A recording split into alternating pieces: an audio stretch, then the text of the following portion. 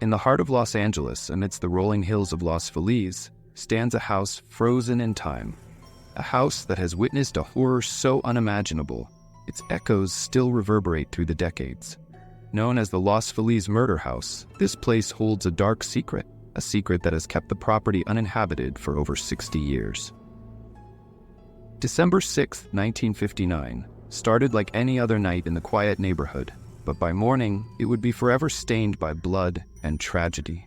Dr. Harold Perelson was a successful cardiologist, well respected in his field. He lived in this grand mansion with his wife, Lillian, and their 3 children, Judy, Joel, and Debbie. From the outside, their lives seemed perfect, the kind of life that anyone in post-war America might envy. But beneath the surface, something was festering. Dr. Perelson had been struggling, financially and emotionally. He had poured his savings into a failed medical invention, and his personal life was unraveling. By the end of 1959, something had changed inside him. The once respected doctor became a man on the brink of madness. In the early hours of December 6th, while his family slept peacefully in their beds, Harold made his move. He entered the bedroom he shared with Lillian, carrying a ball-peen hammer. His footsteps were slow, deliberate, and in the darkness, without a word, he raised the hammer high above his head and brought it down with brutal force. Lillian didn't stand a chance. Her skull was crushed by the savage blow. As she lay dying, Harold moved methodically to his next target, his 18-year-old daughter, Judy.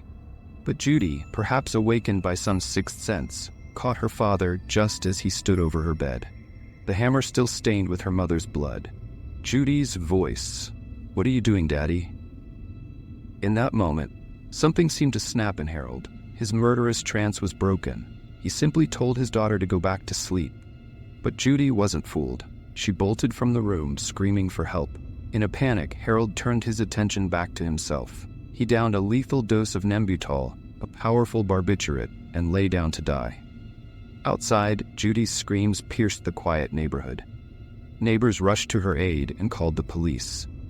But by the time they arrived, it was too late. Harold Perelson was dead. His wife Lillian was beyond saving.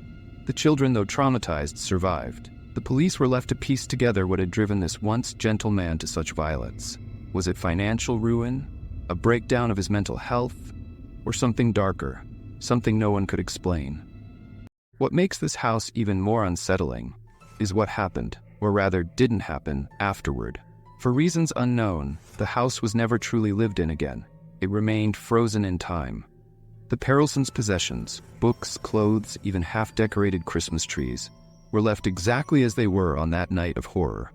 For decades, the house stood empty, as if it too were haunted by the tragedy. Neighbors reported strange occurrences. Lights would flicker on and off, despite no one living inside. Dark figures were seen moving through the windows. Whispers were heard from the darkness, as though the house was trying to speak the unspeakable. One brave, or perhaps foolish, urban explorer recounted their experience inside the house. "It felt like someone was watching me the entire time," they said. "The air was heavy, like something was pressing down on me. I heard faint footsteps, but there was no one else there." Others have spoken of cold spots, strange gusts of wind that came from nowhere, and an overwhelming sense of dread that clung to them, even after they left. Was it the spirit of Harold Perelson, eternally trapped in the aftermath of his horrific crime? Or was it something else, something darker, that had pushed him to commit such a monstrous act? To this day, the Los Feliz Murder House remains one of Los Angeles' most notorious, unsolved mysteries. A monument to a family destroyed by madness, and a warning to anyone who dares to step inside. In the small town of Villisca, Iowa, stands a modest white house that has become the site of one of America's most horrific and unsolved crimes. A house that has been frozen in time since the night of June 10, 1912, a night when an entire family and 2 young guests were brutally murdered in their beds. The Moore family, Josiah, Sarah, and their 4 children, along with 2 young girls who were staying over for the night, were found murdered the next morning. Each victim had been bludgeoned to death with an axe. The killer was never caught, and the house became something far more than just a crime scene. It became a living tomb. The crime itself was shocking. The sheer brutality of the murders, carried out while the victims slept, stunned the nation. But what was even more unsettling was the lack of any clear motive, any evidence that could lead to the killer's identity. Some believe it was a transient passing through town. Others think it was someone much closer to the family. But what everyone agrees on is that something dark still lingers in the Villisca Axe murder house. For decades, the house sat abandoned, a chilling reminder of that night. Locals would avoid walking near it, especially after sunset. There were stories of strange happenings inside, faint laughter, children's voices, and shadowy figures moving through the windows. Some said they saw lights flickering on and off, even though the house had no electricity. Today, the house is a hotspot for paranormal investigators. Many claim that the spirits of the Moore family and the two young guests still reside within the walls. Paranormal teams have captured EVPs, electronic voice phenomena, that seem to be the voices of the murdered children. But it's not just playful voices that have been captured. Some investigators have reported more disturbing activity, violent energy that lashes out at those who dare to enter. Investigators voice. Something just shoved me. There's no one else in this room, but I swear I felt hands on my back. In 2014, this violent energy manifested in a horrifying way. Robert Lorson Jr., a seasoned paranormal investigator, was spending the night in the house. At exactly 12:45 a.m., he was found in one of the rooms, bleeding from a self-inflicted stab wound to the chest. He survived, but Lorson later said he had no memory of stabbing himself. He only remembered an overwhelming feeling of dread, as if something had taken control of his body. Was it the influence of the house? Or was Lorson simply another victim of the dark energy that surrounds the Villisca Axe murder house? Whatever the answer, one thing is certain. The Villisca Axe murder house is a place where the past refuses to rest. Visitors leave with more questions than answers, and many never return, unwilling to face the terrifying energy that lingers inside. Sometimes, it's not the haunted house that kills.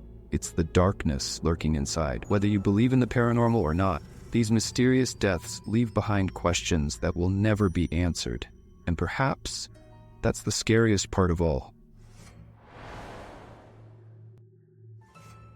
In San Jose, California, there stands a mansion unlike any other. Its sprawling, maze-like corridors and countless rooms seem to twist and turn without reason. Some call it the strangest house in America. Others believe it's something far more sinister, a house built for the dead. Welcome to the Winchester Mystery House. Sarah Winchester, widow of William Wirt Winchester, heir to the Winchester rifle fortune, was no ordinary woman. Following the death of her husband and infant daughter, Sarah was consumed by grief. But it wasn't just grief that haunted her. It was guilt. She believed that her family was cursed by the spirits of those killed by the Winchester rifle. These restless souls, Sarah believed, sought vengeance, and they would come for her. To escape the wrath of these spirits, Sarah turned to an unusual solution. She began building, and she never stopped. For 38 years, construction on the Winchester mansion continued, 24 hours a day, 7 days a week. The design of the house was chaotic, nonsensical, staircases leading to nowhere, doors opening into empty air, windows looking into other rooms instead of the outside world. The reason? Sarah believed that by confusing the spirits, she could keep them at bay. But it wasn't just the architecture that was strange. The workers on the mansion reported unusual occurrences. Tools would go missing, only to reappear in impossible places. Whispering voices would echo through the halls when no one was around. And several construction workers met untimely deaths on the job. Falls from scaffolding, mysterious accidents with machinery. Some believed it was the spirits themselves, punishing those who dared to build the house that would trap them. Sarah Winchester was deeply involved in the occult. Every night, she would retreat to a special seance room where she would attempt to communicate with the spirits. It was said that she took her instructions for the next day's construction directly from them. But no matter how much she built, Sarah could never escape the spirits that haunted her. After Sarah's death in 1922, the house was left exactly as it was, but something, many believe, remained. Visitors to the Winchester Mystery House have reported cold spots, disembodied voices, and shadowy figures seen at the end of long, winding corridors. Some claim to have seen Sarah herself wandering the endless maze she designed, forever trapped by the spirits she sought to escape. Paranormal investigator's voice. The energy in this place is overwhelming. I can feel it the moment I walk in. It's as if the walls themselves are alive, watching, waiting for something. But the mansion isn't just home to Sarah's ghost. Many believe the spirits of those killed by Winchester rifles still roam the halls, confused and angry. Some visitors have reported hearing distant gunshots, while others have felt invisible hands brush against them as they walk through the endless maze. Visitor's voice. I heard it clear as day. A loud bang, like a gunshot. I know there was no one else in that part of the house, but it was so real, I thought for sure someone was shooting at me. The Winchester Mystery House stands as a monument to fear and obsession.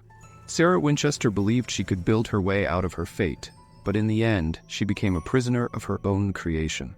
Today, it remains one of the most haunted and perplexing homes in America, where the line between the living and the dead is blurred beyond recognition. If you enjoyed these stories, be sure to like, subscribe, and hit the notification bell for more chilling content.